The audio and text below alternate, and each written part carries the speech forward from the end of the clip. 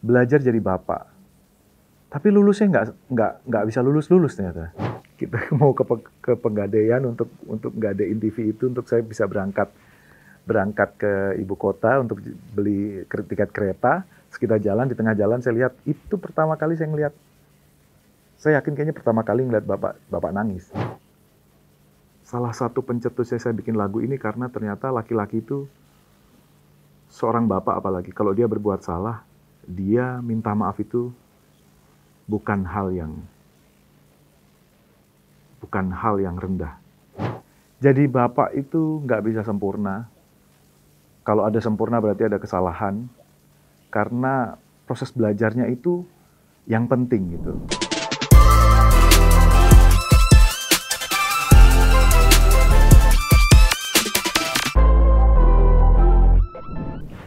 Halo Sobat Grit, saya Arda Hatna, saya seorang musisi. Ayo ngobrol-ngobrol bareng saya. Oke, sehat ya Mas ya kabarnya ya? Semakin sehat, Alhamdulillah. Oke, lagi sibuk apa aja nih Mas Arda? Lagi sibuk, ya tetap pekerjaan paling menyenangkan jadi seorang bapak. Ya tetap jadi musisi juga, kerja. Gitu.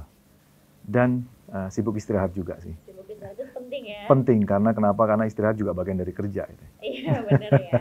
Oke, tapi gimana nih ngimbangi waktunya nih tadi antara jaga anak, menjadi bapak, bekerja? Itu latihan untuk manage diri itu ternyata penting banget memang. Apalagi ada masa-masa memang kita ngejar terus, apalagi di dunia sekarang yang dunia nggak pernah bisa tidur ya, dunia yang per hari ini itu sibuknya setengah mati, dan ngerasa bahwa apa arti kesuksesan kalau ternyata mau berapa piala berderet segala macam tanpa kehadiran bapak di keluarga gitu. Nah itulah justru pentingnya buat saya sadar diri untuk oke, kita bagi waktu yuk, makanya sama istri pun untuk komunikasi. Nah, komunikasi itu penting sekali sih untuk bagi waktu, memanage keluarga dan segala macam di tengah tinggal di ibu kota yang di mana-mana macet dan segala macam. Itu memang PR, tapi seru. PR tapi seru ya? Tapi seru. Iya itu ya. Dan selamat juga buat Mas Arda baru rilis lagu ya. Terima kasih. Terima kasih. Kita akan bahas itu juga nih Mas Arda. Siap. Nah, kalau boleh diceritain nih Mas Arda, kenapa sih mengambil atau memilih tema itu, belajar jadi bapak? Karena saya nggak tahu bikin karya yang bagus. Yang saya tahu hanya bikin karya yang jujur. Dan itu melegakan buat saya gitu. Curhat saya bersuara dan segala macam itu lewat karya memang. Dan setuju, pasti banyak yang sepakat bahwa lagu itu strong kalau membawa pesan gitu. Dari semua narasi yang saya ungkap, saya ngomong pidato, mungkin 1 jam ceramahin orang dan segala macam, tapi mungkin denger lagu hanya 5 menit nggak ada, tapi lebih powerful gitu, karena ngerubah point of view gitu. Jadi lagu itu salah satu alat untuk bangkitin kesadaran buat diri saya juga gitu, dan mungkin orang lain juga bekerja gitu. Tema itu ada di kepala memang seorang Arda kecil gitu, dan sekarang beranjak jadi bapak gitu. Peran laki-laki, banyak laki-laki yang kayaknya nggak perlu cerita deh laki-laki, dan berakhir yang nggak baik gitu. Nah itulah kesadaran muncul untuk saya harus bersuara deh. Berarti dari single ini salah satu bentuk suara Mas Arda ya? Suara laki-laki yang mau menjadi bapak dan sudah menjadi bapak. Oke, menarik nih Mas. Nah, dari single belajar jadi bapak ini mungkin Mas Arda sendiri, apa sih yang sangat dipelajari menjadi seorang bapak? Hal baru apa mungkin? Judulnya belajar jadi bapak. Tapi lulusnya nggak bisa lulus ternyata. Karena belajar jadi bapak itu sampai akhir hayat ternyata. Jadi belajar jadi bapak, belajar jadi anak itu hubungannya ternyata dinamikanya sampai akhir hayat gitu. Paradoks memang. Tapi apa yang bisa dipelajari jadi seorang bapak? Ternyata laki-laki itu bukan tentang tahu semua hal di dunia ini. Saya pikir jadi laki-laki itu tahu semua hal dan bisa semua hal. Enggak.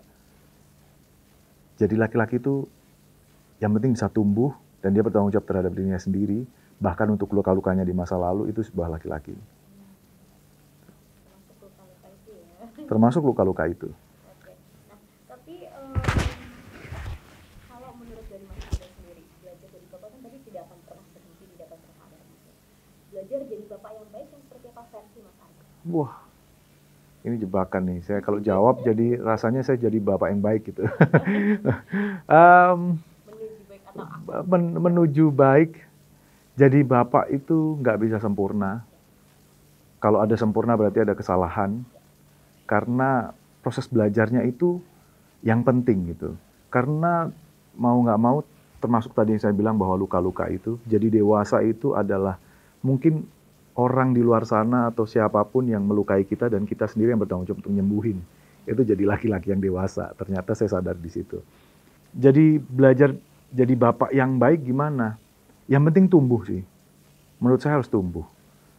Yang penting ada progres. Yang penting ada, oh aku punya bagasi masa lalu yang nggak bener. Dan itu jangan sampai buat anakku. Oh aku punya kekurangan di sini. Aku punya masalah luka-luka itu jangan sampai itu dilampiaskan ke anakku dan keluargaku. Gitu. Aku harus beresin. Gitu. Kita sadari luka itu dan nggak denial aja, sebenarnya kita sudah mau tumbuh sih untuk punya keluarga yang baru gitu. Karena itulah fungsinya bapak, justru bukan dari kerasnya suara gitu, tapi dari kerasnya dalam diri bahwa, hey, lu mau tumbuh nggak untuk keluargamu yang kamu cintai gitu. Oke, tapi di antara rasa tumbuh tadi gitu Mas Arda, sebagai seorang bapak yang juga mungkin tadi ikut serta membantu parenting anak, capek nggak sih? Ada kata lelah nggak sih sebagai seorang bapak? Konyol ya. Lelah itu ukuran setiap orang berbeda-beda. Tapi kalau kita cinta terhadap sesuatu, lelah itu ukurannya udah beda-beda juga. Ibaratnya kalau saya lagi kasmaran misalnya dengan tantri zaman dulu gitu, saya disuruh naik motor kehujanan dan segala macam, nggak ada lelah-lelahnya karena cinta gitu. Dan termasuk keluarga gitu. Dan banyak bapak-bapak yang lain yang cinta sama keluarga dan saya yakin bekerja dari ujung Bogor sampai ke Jakarta untuk bisa jalan menghidupi keluarga dan segala macam. Mungkin lelah gitu, tapi tetap dilakuin gitu. Karena wujud cinta gitu. Nah, bagi laki-laki lelah itu ukurannya ketika dia berhenti mencintai, itu lelah dia. Kalau dia udah berhenti mencintai, dia pasti akan lelah. Tapi selama api itu nyala, ada cinta, ada ngelihat anak atau ngelihat istri atau ngelihat orang tua gitu, yang mereka cintai dan ada api itu masih nyala gitu. Lelah itu oke, saya lelah, ngeluh sebentar, tidur, dia jauh lebih kuat lagi besoknya. Tapi tetap ada ngeluhnya juga ya? Boleh dong, boleh. Itu, keluhan itu kan tetap tempat sampah ya. Sampah itu harus dibuang ya. Kayak proses tubuh aja gitu.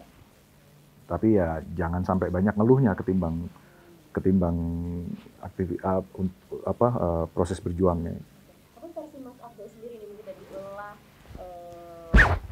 mengeluh segala macam itu menjadi salah satu refleksi atau mintanya Mas Arda nggak sih sebagai seorang bapak? Ini serunya karena saya proses nikah. Ternyata nikah itu juga nggak cuma 2 orang, ternyata menikahkan 2 keluarga. Banyak perbedaan dan itu juga nggak masalah. Ternyata hubungan itu kan saling terhubung. Kalau nggak terhubung berarti sulit diartikan hubungan. Nah itu berarti kuncinya ada di komunikasi. Ternyata jadi laki-laki katanya kalau sudah menikah habis ya karir, hobi dan segala macam. Enggak, ternyata itu salah. Justru ketika nikah saya bilang bahwa aku masih jalanin hobiku ya, tapi ini akan menghasilkan. Kenapa? Karena aku lebih rileks dan kerja aku di imajinasi mungkin dan segala macam. Banyak teman-teman dan aku bisa bertanggung jawabkan. Jadi konten mungkin dan segala macam. Dan akhirnya percaya bahwa oh iya jadi rezeki baru ya, jadi teman baru ya. Tapi yang penting dia mempertanggungjawabkan apa yang dia cinta itu, termasuk hobi-hobinya. Saya sempat bikin konten judulnya, ini hobi atau kecanduan. Beda itu. Kalau hobinya mancing 1 hari berapa jam ya oke. Tapi kalau dia nggak pulang-pulang itu kecanduan namanya. Berikutnya dengan semuanya. Berikutnya dengan saya pun apapun itu. Mau olahraga, mau itu mancing, mau itu motor, semuanya. Bedakan antara hobi dan kecanduan. Ya, beda ya Mas ya? Ternyata beda. Oke. Nah, tapi dari Mas Arda sendiri nih, menjadi seorang bapak, ada nggak sih wejangan atau ilmu dari bapak Mas Arda yang Mas Arda ambil gitu, atau di, di apa di Aplikasikan ke hidup.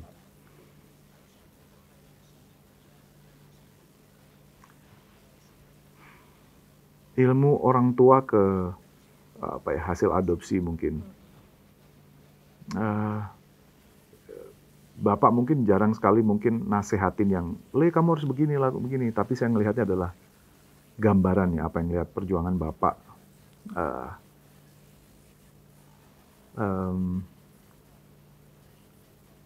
Salah satu pencetusnya saya bikin lagu ini karena ternyata laki-laki itu, seorang bapak apalagi, kalau dia berbuat salah, dia minta maaf itu bukan hal yang rendah. Gitu. Saya sempat cerita gitu, ketika saya perjuangan di ibu kota waktu itu, saya mau meniti karir, terus saya nggak punya, wah apa nih, terus akhirnya saya sama bapak aduh kalau aku cerita, bawa TV saya, kita mau ke Pegadaian untuk nggadein TV itu untuk saya bisa berangkat ke ibu kota untuk beli tiket kereta. Terus kita jalan, di tengah jalan saya lihat, itu pertama kali saya ngelihat, saya yakin kayaknya pertama kali ngeliat bapak nangis. Bapak nangis cuman minta maaf gitu. Maafin bapak ya, bapak nggak bisa nyekolah nih dirimu tinggi-tinggi, nggak bisa menjamin anak laki-lakinya seperti ini gitu. Tapi itu jadi momen yang bapak minta maaf ya, gitu. Dan kemudian saya adopsi bahwa, dan berikutnya bapak sering minta maaf gitu. Nggak rendah kok. Bahkan kalau saya berbuat salah sama anak saya gitu, bahwa iya ya, nak maaf ya, gitu. Bapak salah ya. Panda tadi, manggil saya Panda. Panda tadi begini-begini. Jangan tiru Panda yang begitu ya. Itu Panda lagi nggak baik gitu. Jangan ditiru. Tiru yang baik-baik. Jadi dia ngerti bahwa bapaknya juga bisa berbuat yang nggak baik gitu. Ada halnya gitu bahwa kita manusia. Karena yang sering diangkat adalah anak yang durhaka, tapi nggak pernah diangkat orang tua yang durhaka tuh gimana gitu. Ternyata juga dua-duanya bisa.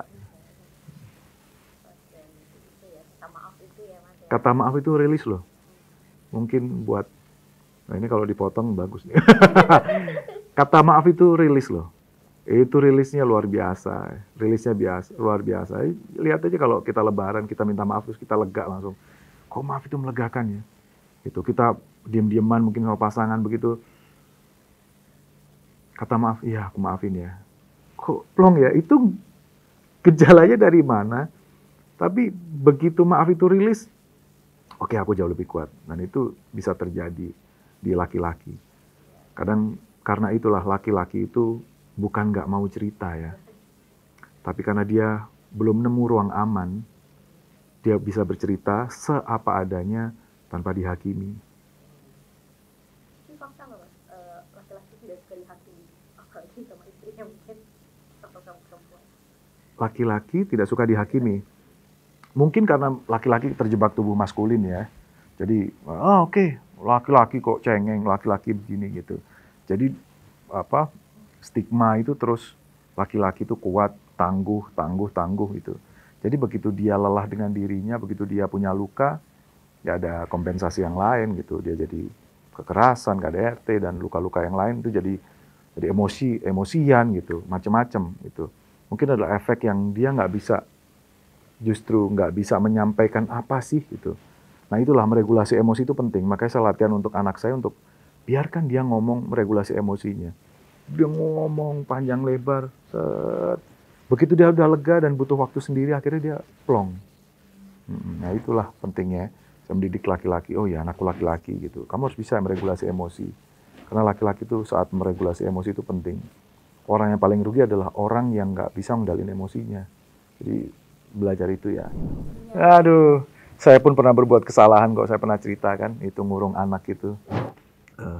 Bapakku, sekarang ku jadi dirimu gitu. Oh iya, mau posisikan.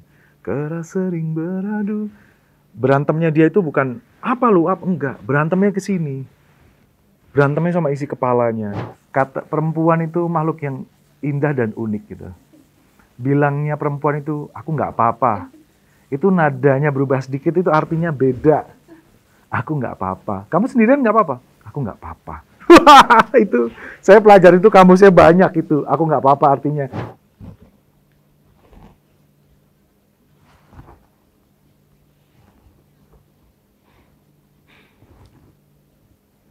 Lukanya diakhiri atau diwariskan.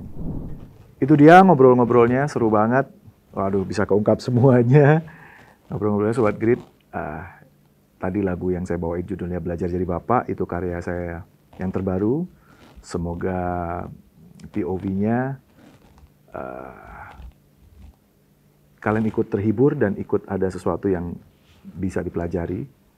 Lagunya semuanya ada di platform digital.